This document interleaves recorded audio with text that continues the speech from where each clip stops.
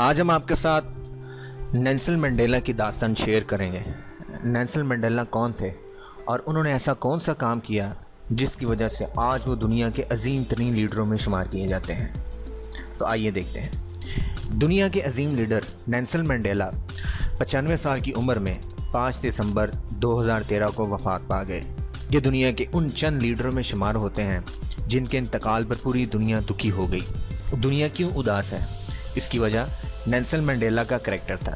یہ کس قدر عظیم انسان تھے، آپ اس کا اندازہ ان کے اقتدار کے ابتدائی دنوں سے لگا لیجئے۔ اقتدار میں آنے کے بعد نیلسن منڈیلا کے لیے سب سے بڑا چیلنج انگریز بیوروکریسی تھی۔ انگریزوں نے ساؤتھ افریقہ پر 345 سال حکومت کی۔ ان 350 سال میں انہوں نے ایک ایسا دفتری نظام بنایا جسے صرف وہی لوگ چلا سکتے تھے۔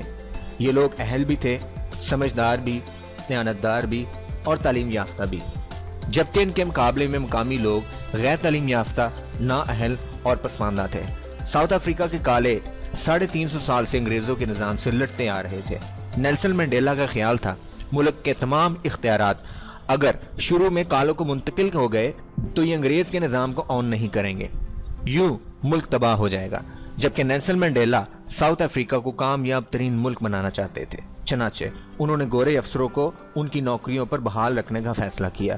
آپ خود اندازہ کر سکتے ہیں ایک ایسے شخص کے لیے یہ فیصلہ کس قدر مشکل تھا جسے گوروں نے 27 سال قید میں رکھا، اور ان 27 برسوں میں قید تنہائی کے 6 سال بھی شامل تھے۔ نیلسن منڈیلا نے یہ 27 سال سردیاں اور گرمیاں پتھر کوٹ کر گزارے۔ یہ بعد ازاں صدر بنے تو ان کے پاس 2 آپشنز تھے۔ یہ گوروں سے جی بھر کر زیادتیوں کا بدلہ لیں، یہ گوروں کی جائیداد پر قبضہ کر لیں، گوروں کو قتل کر دیں، ان کی خواتین کو اپنے حرم میں داخل کر لیں اور تمام سرکاری نوکریاں مقامی لوگوں میں تقسیم کر دیں۔ لیکن نیلسن منڈیلا جانتے تھے اس سے ان کا جذبہ انتقام تو سیراب ہو جائے گا مگر ملک تباہ ہو جائے گا۔ نیلسن منڈیلا کے پاس دوسرا آپشن عام معافی تھا۔ یہ اپنا دل کھلا کریں، ساؤتھ افریقہ میں موجود تمام گوروں کو معاف کر دیں اور سسٹم کو آگے چلنے دیں۔ نیلسن منڈیلا نے دوسرا آپشن قبول کر لیا۔ یہ اپنے صدارتی آفس میں داخل ہوئے، اپنے حفاظتی عملے اور پروٹوکول ڈپارٹمنٹ کے تمام گورے اہلکاروں کو بلایا اور انہیں حکم دیا، آپ اپنی جاب جاری رکھیں، میری حفاظت آپ ہی کی ذمہ داری ہوگی۔ یہ سن کر گورے بھی حیران رہ گئے اور نیلسن منڈیلا کے سیاہ فام ساتھی بھی۔ ان لوگوں کو یہ حیرت ہونی بھی چاہیے تھی کیونکہ نیلسن منڈیلا وہ شخص تھا جس نے ساؤتھ افریقہ میں گوروں کے 350 سال طویل انا توڑی تھی۔ گورے ان سے دل سے نفرت کرتے تھے، لیکن وہ اقتدار سنبھالنے کے بعد اپنی حفاظت کی ذمہ داری گوروں ہی کو دے رہے تھے۔ یہ حیران کن فیصلہ تھا اور اس فیصلے پر گورے بھی حیران تھے اور کالے بھی۔ نیلسن منڈیلا کا دوسرا فیصلہ صدارتی آفس میں موجود گورے سٹاف کی بحالی تھا۔ انہوں نے آفس سیکرٹری سے لے کر پرنسپل سیکرٹری تک تمام گوروں کو اپنی جاب جاری رکھنے کا حکم دیا، اور ان کا تیسرا فیصلہ پورے ملک میں موجود گورے بیوروکریٹس کو اپنی نوکریاں جاری رکھنے کی ہدایت تھی۔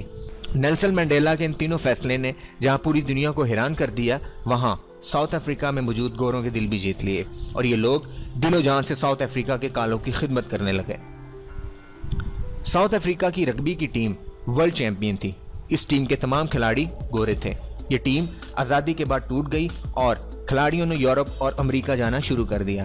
نیلسن منڈیلا نے ٹیم کے کپتان فرانسس پینار کو چائے پر بلوایا، اسے دروازے پر ریسیو کیا، خود اپنے ہاتھ سے چائے بنا کر پلائی اور اس کے بعد اس سے درخواست کی، آپ ساؤتھ افریقہ چھوڑ کر نہ جائیں، آپ ٹیم کو دوبارہ آرگنائز کریں، ہم 1995 میں ایک بار پھر ورلڈ چیمپئن بننا چاہتے ہیں۔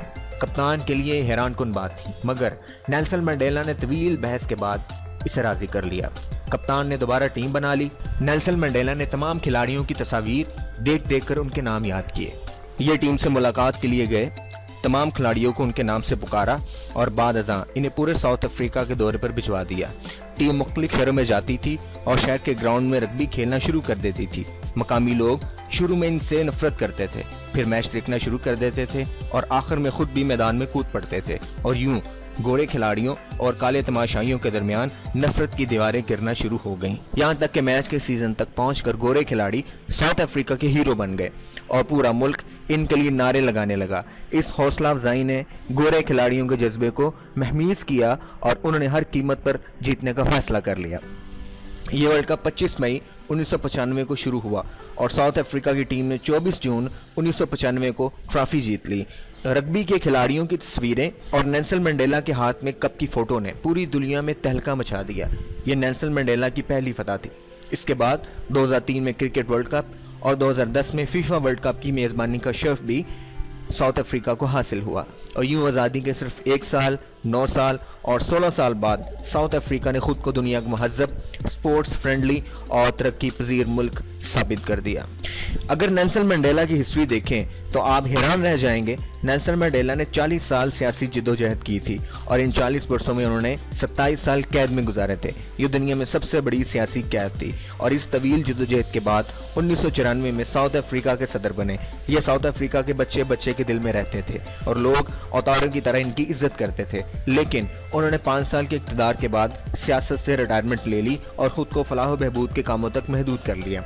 ये रिटायरमेंट के बाद छोटे से घर में रहते रहे।